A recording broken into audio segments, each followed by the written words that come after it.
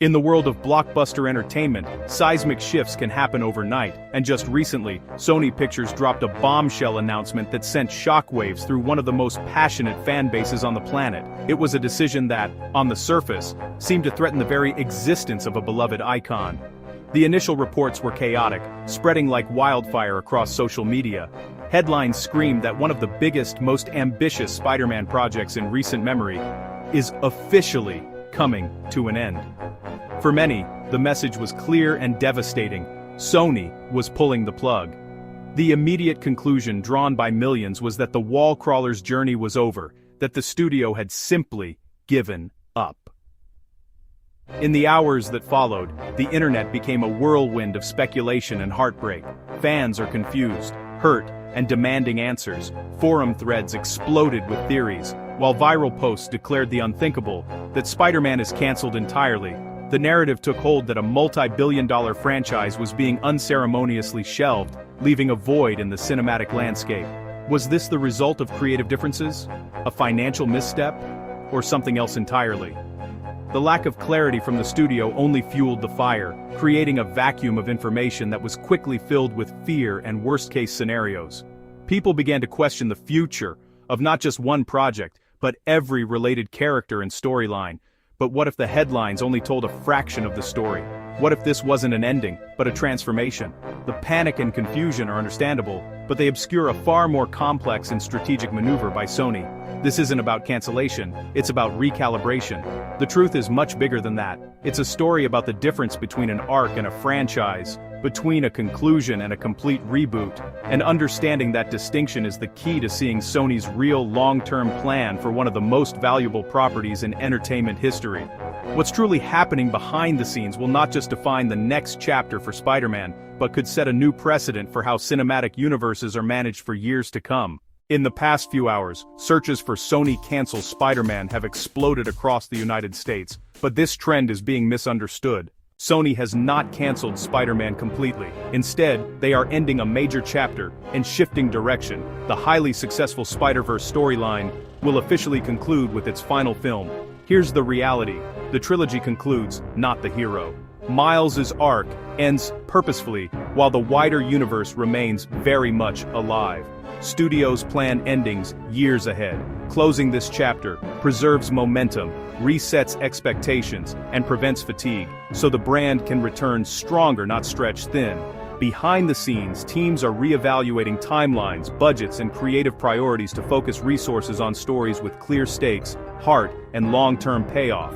Think of it as a handoff, celebrating Miles' journey while preparing the next era of Spider-Man storytelling across animation and live action.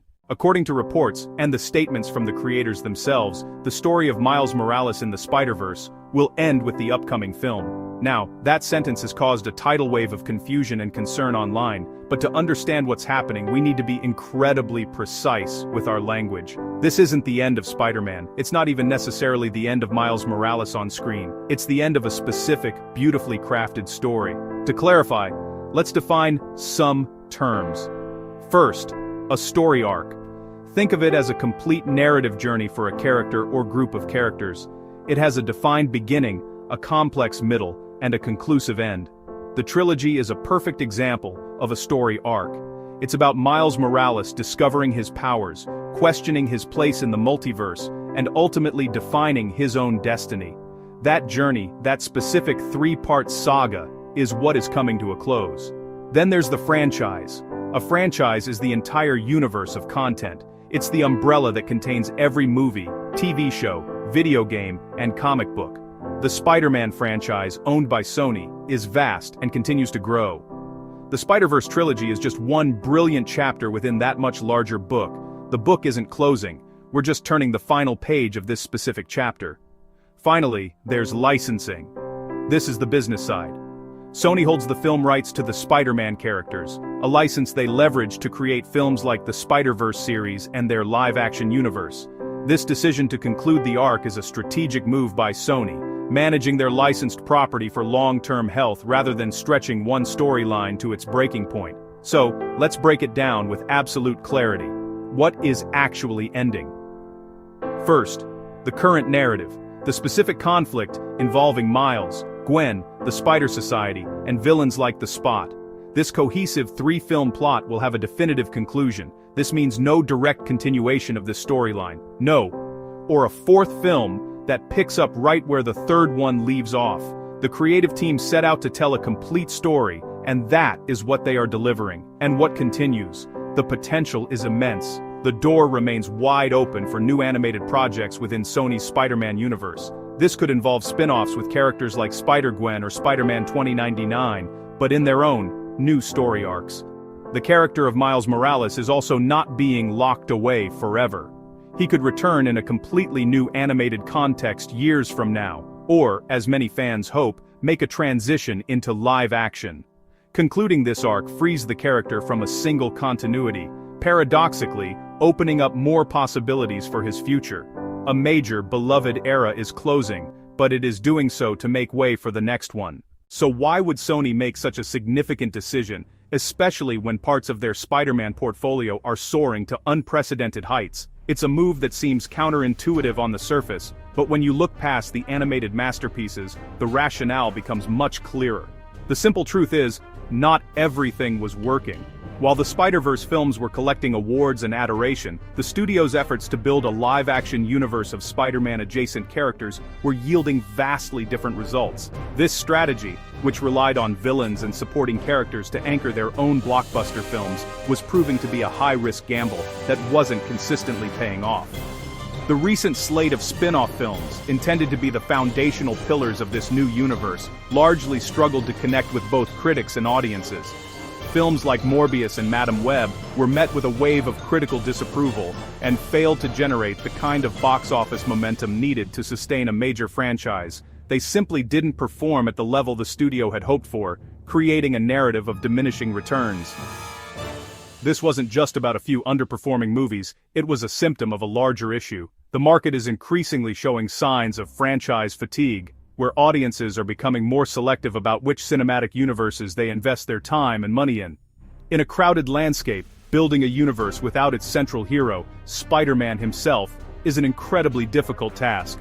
Therefore, this decision isn't an admission of total failure, but rather a strategic and necessary creative recalibration. Sony is looking at the data, listening to the audience feedback, and recognizing that the current formula needs a significant overhaul. It's a pivot toward ensuring that every film carrying the Spider-Man legacy, whether animated or live action, has a clear creative vision and a compelling reason to exist. Sony tried to build a Spider-Man universe without Spider-Man himself, and that strategy didn't connect with audiences. Fans wanted a central hero, a connected story, emotional depth. Now Sony is making a bold move. They are planning a full reboot of their Spider-Man universe. New direction, new storytelling, new strategy. Here's the important part. Spider-Man himself is not going anywhere. The collaboration with Marvel continued, and new Spider-Man films are still coming.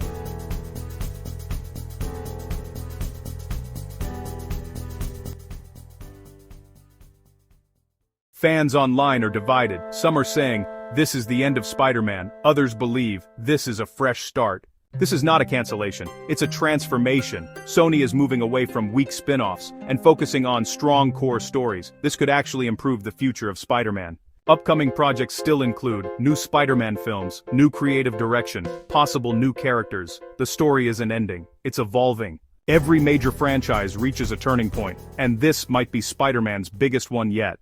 What do you think? Is this the end, or a new beginning? Comment below, and stay tuned for more updates.